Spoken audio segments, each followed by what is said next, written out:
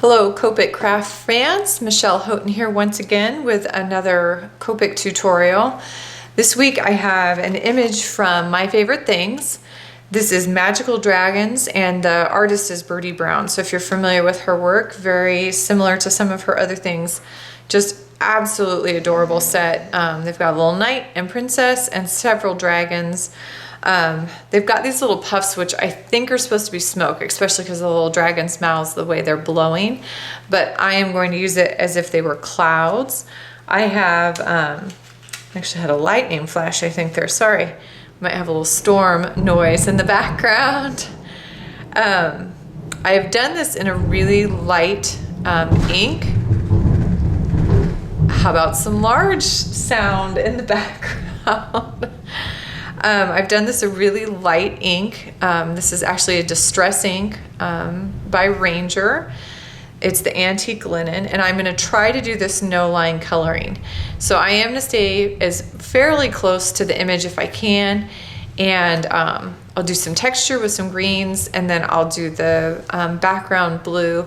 And I might have to grab another blue to make sure I make those clouds disappear, as those lines disappear on the clouds.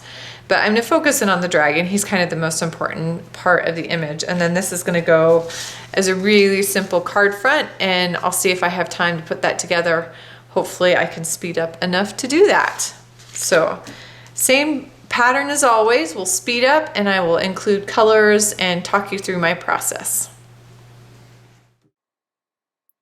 So I'm going to start this little dragon with G82 or G82. It's a little bit more desaturated green, so it's got a lot of gray in it. I felt like for his coloring that would work really well. And because I'm going no line coloring, I'm going all the way up and over those lines. And I'm going to do it in sections so that I don't lose track of where one arm runs into another. So that back arm's left white for now, and that front leg as well. So I'm going to start adding shading with G94. I'm adding it in dabs or dots, not super tiny ones, just kind of dotting that in. Along the bottom edge, I actually go in and kind of line that bottom edge and then dot up from that.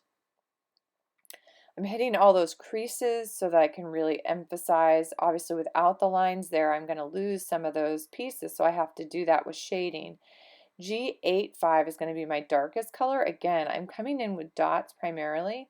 I've added that little tiny tip of a curl on his tail, but I focus in on those bottom areas. Now I'm going back with the same colors, G82 for those back legs, and that's pretty much it, and that front leg, and then G94 for some dotting, for shading. It's going to add that texture of the, like almost the appearance of scales, and then G85 to really darken some of those areas. Again, really trying to recreate those shadow lines since I can't see my stamp lines anymore.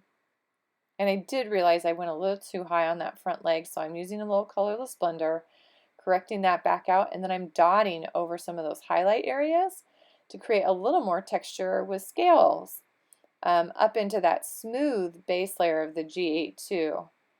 Y21 is going to be his scale, or sorry, his belly, and his little scales running down his tail or back, and his nails or his claws and his horns. Y26 is coming in for some shading on all of those areas, just little tiny touches as much as anything. I love how his little scales running down his back end up looking though. And then Y28 for the darkest shading. Y28 is a pretty powerful color, so it needs very, very little to really push those shaded areas back. Colorless blender again, another mistake on this time underneath his tummy. Y21 to smooth those areas out, and a little Y28 to kind of sharpen that up.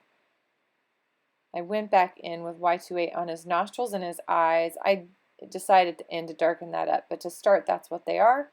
RV95 is going to start all of his little kind of, let's see, I guess it's kind of like ears, but they almost look kind of flappy. I'm not sure what those would be called. And then his wings, though, as well. The color I used with it was RV99 to do those darker areas. Again, you can see I'm doing one section at a time so I don't lose them. As I cover up those lines, especially with these darker colors, I lose track of where one piece starts and one ends. So I really purposefully do this very sectionally. RV99 again, darkening up that back wing. RV95 to smooth out. And then I'm moving on to those little clouds, what I'm calling clouds today. N1, so neutral gray, hitting the bottom edge and the curls that are up inside of them. And then I've got colorless blender to smooth that out and kind of fade to white. And then B quadruple 0 is going to come in and fill that sky area. I picked a really light color because I knew it's pretty forgiving for a sky. You're not going to see a lot of blotchiness even if I don't get it perfectly smooth. And as I come back around to that starting spot, it's really easy to blend a really light color back in without getting watermarks. And so I purposely chose a really light marker for this particular sky. Just going in small circles, I know that's hard to see, small circles and long strokes, going over areas 2 and 3 times at least, overlapping my lines in circles so that I get a nice solid coating of color going right up to those edges on the clouds. Those top lines aren't going to totally disappear, but I'm okay with that. I could go in with a darker sky to make that disappear if I wanted to, but I decided to stay light this time. Carefully around the little dragon, and I am using my chisel nib. I do that for larger areas.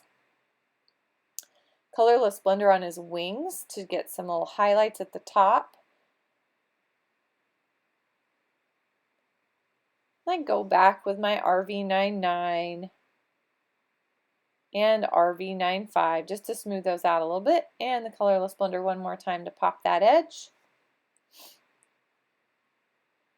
N1 to get the bottom edge of those clouds again, and I don't even blend this part in. I just want it to be a little bit darker and cleaner. And G85 is what I go back with on his nostrils and eyes to really pop those and get them dark. I'm going to round the corners of the card, or the card front, sorry. I've got the card base, and then I picked out just a simple pattern paper that has some of those colors in it. Trim that down. Express It tape runner to stick that down, and then I use the Express It foam mounting tape to pop up that card front. One simple little card ready to go. I had a great time coloring this dragon. Again, it's by My Favorite Things. He is really sweet and he turned out pretty good. The no line worked pretty well. I am hoping that the storm hasn't affected our light so much that it doesn't fade in and out too much. I realized as I was filming that there was some places where we lost a little bit of clarity. So hopefully you can still see what was going on there. As always, and I've talked you through the process. So questions, add those below and I will get right back to you. If you have requests for other techniques, always add those underneath the videos. And I think those of you who have done it know that I will respond and try to add those to my list. Thanks for joining me this week. Have a happy, colorful week.